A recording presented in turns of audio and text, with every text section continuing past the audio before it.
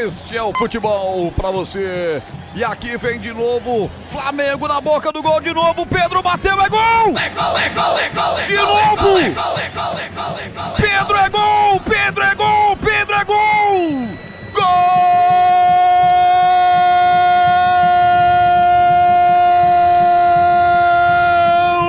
Uma vez Flamengo, do Flamengo! Flamengo sempre eu hei de ser. Pedro, camisa 9!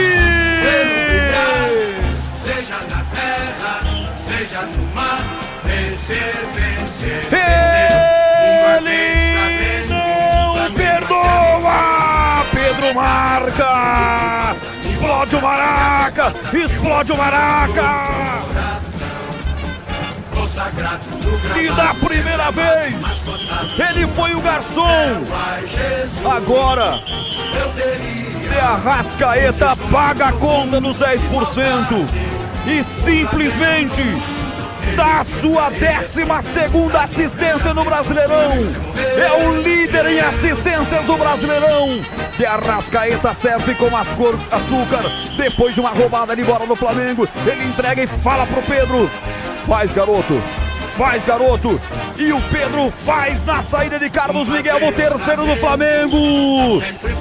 Pedro e o Flamengo são fatais, letais.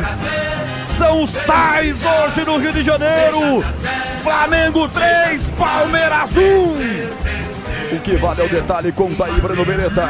O detalhe é que futebol também é um jogo de erros. E o Palmeiras na defesa tá errando muito. O Aníbal Moreno foi dar um passe bem no meio ali, o camisa 5 do Palmeiras, só que foi um passe infantil, ele errou completamente.